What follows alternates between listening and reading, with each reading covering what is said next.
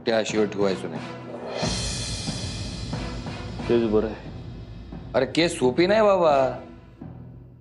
आपण करून करून एवढंच करू शकतो, त्या कर्जदारांच्या तगा द्यायला स्टे आणू शकतो. अरे पण कर्ज तर फेडावं लागेल का नाही. आणि त्या शेतकऱ्यांच्या जमिनीचं प्रकरण भोवतं की नाही बघ आपल्याला. कागद दादाकडे गेले ना, कसे आडवे येतात बघ. आणि कोर्टात फक्त कागद बोलतो. अरे काय नुसतं ह लावलंय. माझ्या बोलण्याकडे ध्यान आहे की नाही.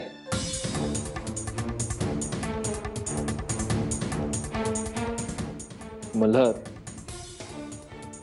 मी जर आता दुसरं लग्न केलं तर मला शिक्षा होईल का रे?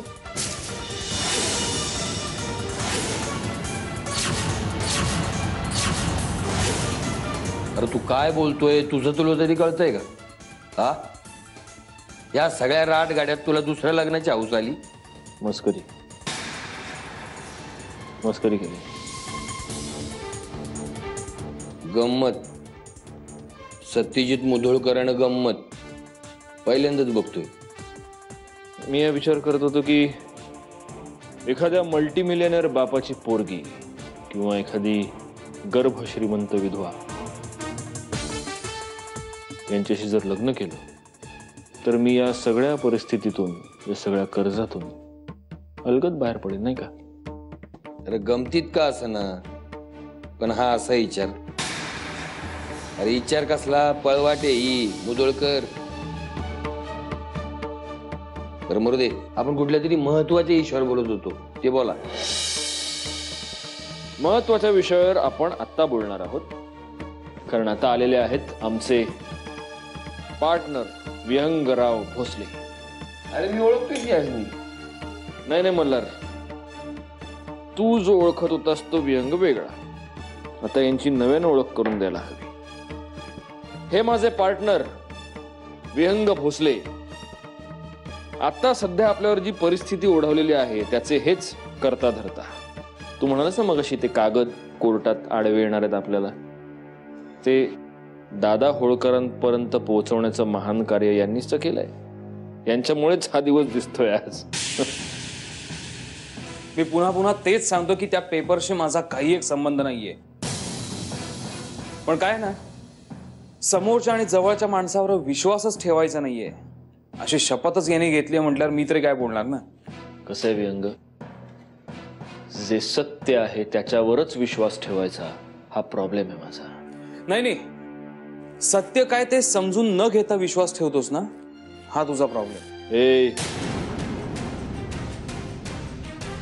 तुझ्याकडून सत्याचे धडे घेण्याची गरज नाहीये मला.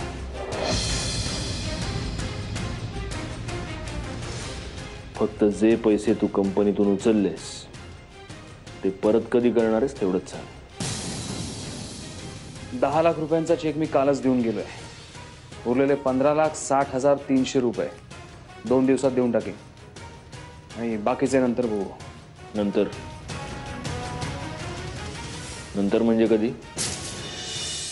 मी रस्त्यावर आल्यावर? हा, ते बाकीचं राहू दे, ते तुला नाही झेपणार. ते माझं मी बघेन काय ते. त्याचे काय 15,60,300 ते जे काय सांगत होतोस ना आकडे, ते पैसे देऊन टाक. मी करेन काहीतरी सोय. मला ना आत्ता कळलं विहंग, तुझं आणि माझ्या त्या बायकोचं इतकं छान का पटतं ते.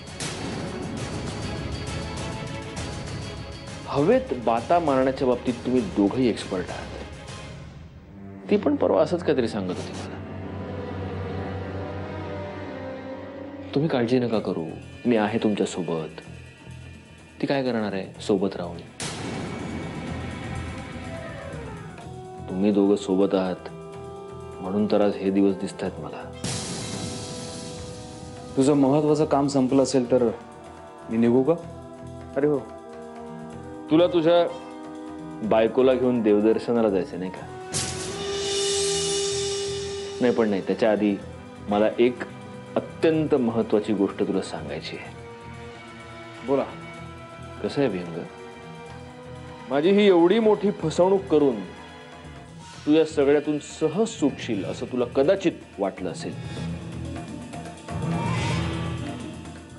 पण तसं नाहीये. कारण अजूनही कागदोपत्री तू या कंपनीत माझा पार्टनर आहेस आणि तू तसाच राहशील. त्यामुळे तुझी सुद्धा या सगळ्यातून सुटका नाही. कळलं? हेच सांगायचं होतं मला. जा, गेलास तरी चालेल. देव तुझी वाट बघत असेल ना.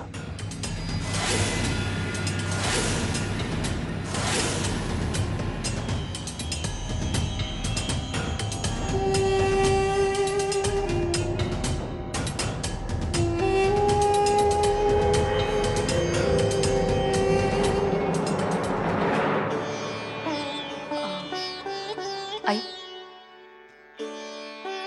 आई मला बाहेर जायचं होतं. ते म्हणजे एरवी कधी विचारत नाहीस, आज बरी परवानगी मागायला आलीस ते. आई मला गाडी मिळेल का? म्हणजे हे मला कशाला विचारतेस? तुम्ही मालकीण बाई ना या घराच्या. मग मंजिरी सत्यजित मुधोळकर.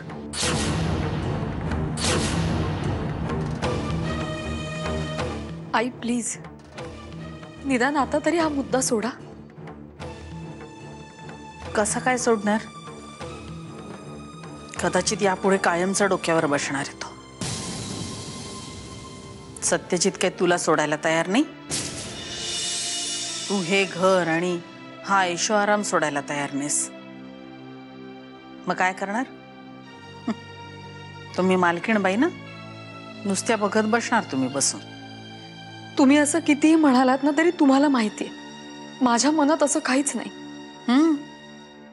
तशी तू मनातून वाट बघतच असणार आहेस. एकदाची आमची सहनशक्ती संपली, श्वास संपले, मग तुझ्या मनाला शांती मिळणार. आई अहो असं का बोलताय तुम्ही? तुझ्या मनातलंच बोलले ना, वेगळं काही बोलली का? माझ्या मनात असं काहीच नाहीये. तुम्ही उगाच गैरसमज करून घेताय. तुझं काम झालंय ना, आता मला माझं काम करते. आई प्लीज, हे बघा, तुम्हाला जसं वाटतंय ना तसं काहीच नाहीये. मी मंजिरी प्लीज, जास्त बोलू नको माझ्या समोर. जा आता.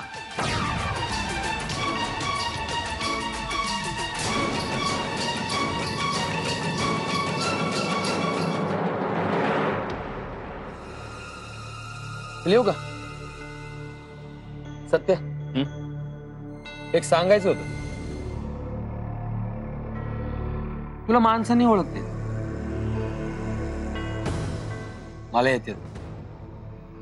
काय आहे कोर्टात रोज ढिगाणी ही एवढी माणसं बघतो आणि त्यात ती क्रिमिनल असते.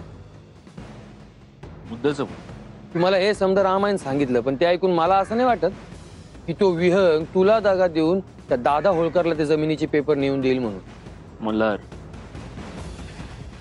मी मान्य करतो की तू कोर्टात ढिगानं माणसं बघत असशील, पण तू विहंग भोसलेला ओळखत नाहीस. त्याला मी ओळखतो. तो बोललेल्या प्रत्येक शब्दाचा, त्याच्या पापणीच्या लवण्याचा सुद्धा अर्थ कळतो मला. समजा आपण असं मानलं की त्या विहंगनं तुझा विश्वासघात केला, ते पेपर त्याने त्या दादा होळकरला नेऊन दिले, पण मग तू त्याच्या विरोधात फसवणुकीचा दावा का नाही ठोकत? तू हे करायला तर मोकळा आहे की. दावा ठोकून काय मिळणार आहे मला? केस लढत राहायची.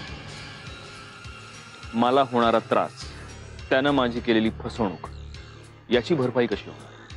मग काय करणार? काय माझी शिक्षा, माझा न्याय. जी शिक्षा मी मंजिरीला देतोय तीच शिक्षा मी विहंगला सुद्धा देणार. एखाद्या व्यक्तीनं आपली फसवणूक केली आणि आपण तिला आपल्या आयुष्यातून तोडून फेकून दिलं, तर त्या व्यक्तीची सुटका होते, ती पुढे जाऊन सुखी होते. त्यापेक्षा त्या व्यक्तीशी संबंध न तोडता तिच्या समोर राहून सतत टोचून टोचून त्या व्यक्तीला तिच्या चुकीची जाणीव करून देत राहणे ही खरी शिक्षा आहे. त्यानं ती व्यक्ती आतून तुटते. तीच त्या व्यक्तीची खरी शिक्षा असते आणि तोच आपला खरा सूर.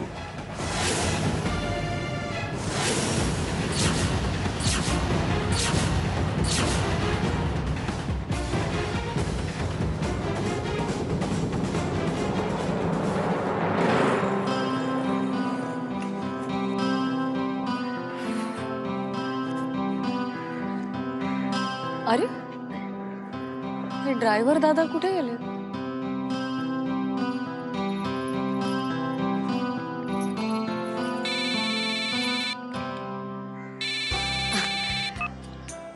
हॅलो, बोला.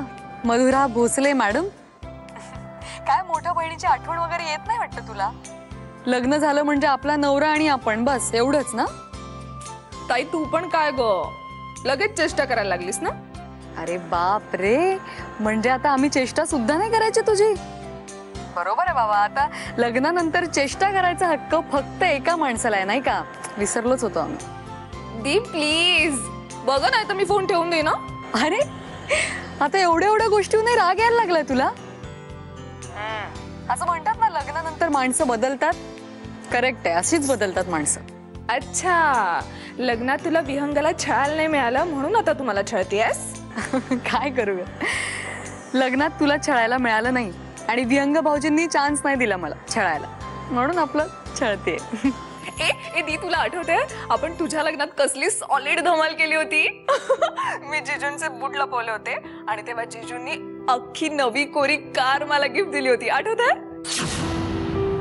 दी दी काय झालं तेव्हा? किती वेगळे वाटले होते ना ग जिजू? परिस्थिती बदलते ग मधुरा, आणि बदलणाऱ्या परिस्थिती बरोबर माणसं आपले चेहरे सुद्धा हरवून बसतात. दी प्लीज, परिस्थिती बदलेल, होईल सगळं व्यवस्थित, तू नको काळजी करूस. हीच एक आशा आहे ग मला. याच आशेवर एक एक दिवस पुढे ढकलते. झालं बरं, ते जाऊ दे. मला सांग, तू कशी आहेस? तू आनंदात आहेस ना? हो. आणि आमच्या विहंग भाऊजींची काळजी घे, कळलं? हो नक्की. ए हो, मी काय बोलत बसले? अगं तू येईलच आता. शिट, मला अजून स्वयंपाक करायचा आणि मी चल मी ठेवते, नंतर करते. बाप रे, ठेवा ठेवा भोसले बाई, आता तुम्ही संसारी झालात, आम्ही काय बोलणार. दी ठेवते, बाय. चल बाय बाय.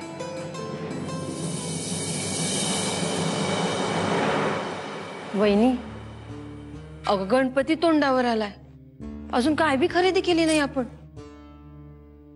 खरं सांगू वंस, एवढं कर्ज डोक्यावर असताना काही सुचत नाहीये मला.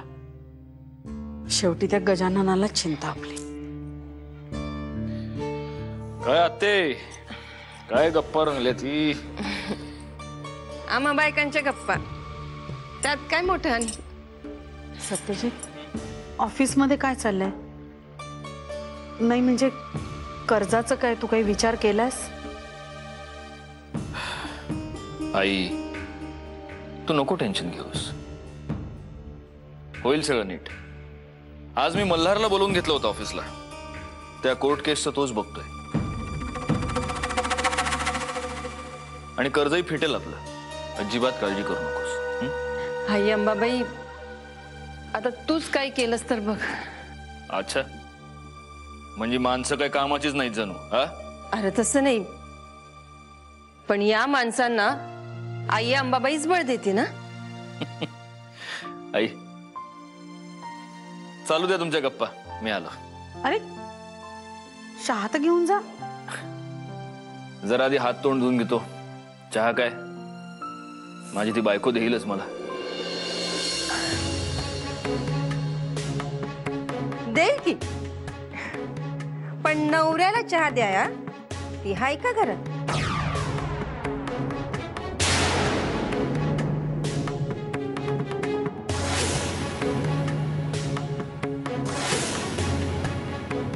म्हणजे मंजिरी घरात नाहीये? नाहीये. कुठे गेली? कुठे गेलीये मला माहित नाही. फक्त बाहेर जाते एवढंच म्हणाली. पण म्हणून आई तू तिला असंच जाऊ दिलंस, काहीच न विचारता? सत्यजित, कुठे जातीयस असं मी तिला विचारलं नाही आणि तिनेही मला काही सांगितलं नाही. तुला माहितीये मला तिचा चेहरा बघायला अजिबात आवडत नाही. पण हे असं मी नाही ना म्हणू शकत आई.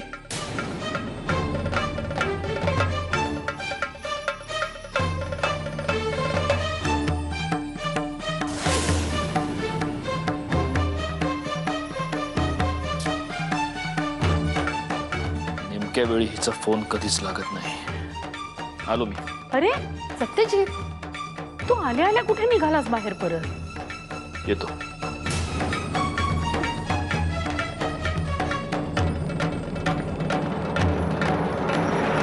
मंजिरी मंजिरी मंजिरी मंजिरी मंजिरी मंजिरी मंजिरी मंजिरी मंजिरी मंजिरी मंजिरी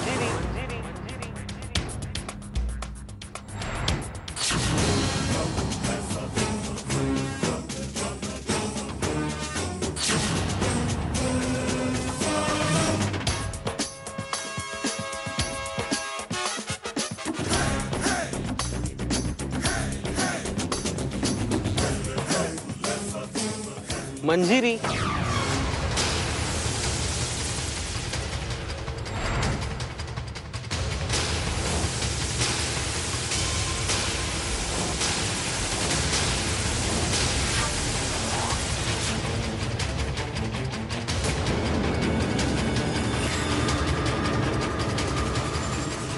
मंजिरी, अगं कशी आहेस?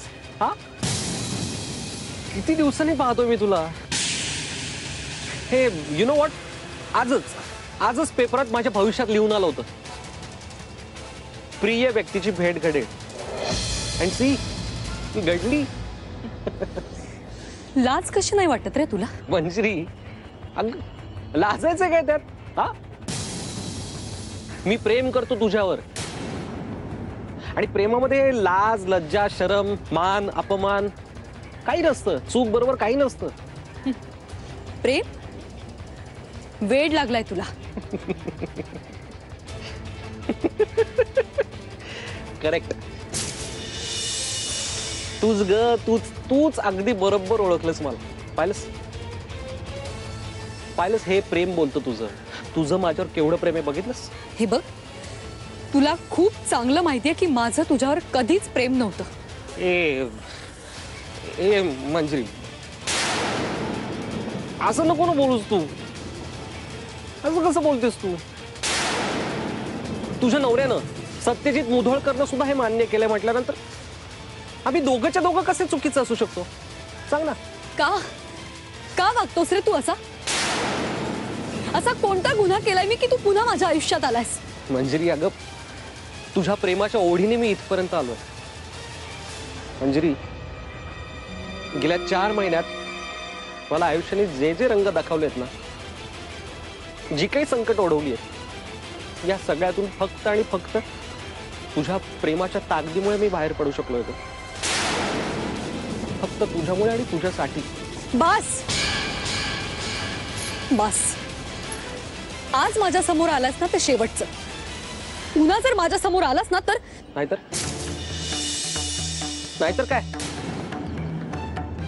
नाहीतर काय मंजिरी? हा, सांग ना. तू काही करू शकणार नाहीयेस. तू काही करू शकत नाहीस. माझ्यावरच्या प्रेमापोटी तू काही करू शकणार नाहीस.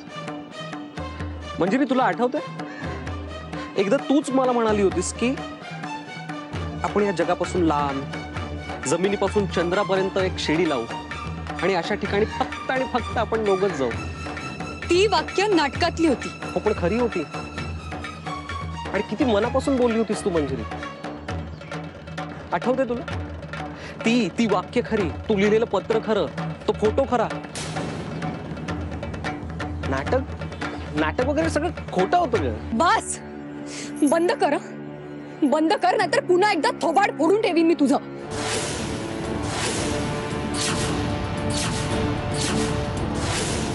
कर ग कर. काय काय अपमान करायचं तो कर. आता मी ना या सगळ्याच्या पलीकडे गेलोय. तुझ्या तीर्थरूपांनी आयुष्यभरासाठी माझा पाय मोडला तेव्हाही मी काही बोललो नाही. तुझ्या नवऱ्याने मला जेलमध्ये पाठवलं तेव्हाही मी काही बोललो नाही. मग आता तरी का बोलेल ना. अजून लक्षात आहे ना ते सगळं? मग तरी माझ्या मागे मागे येतोस.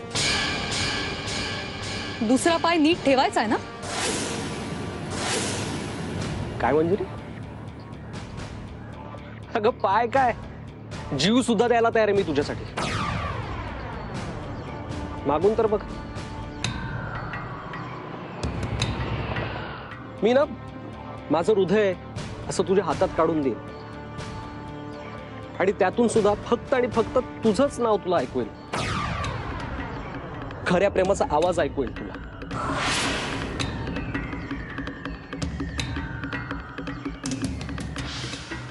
मंजिरी ए मंजिरी मंजिरी मंजिरी अगं माझ्यापासून लांब राहणं कसं कसं सहन करतेस तू? हा आणि का सहन करतेस?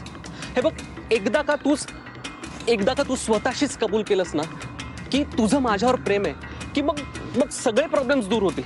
फक्त एकदा माझ्या डोळ्यात डोळे घालून बघ आणि मला सांग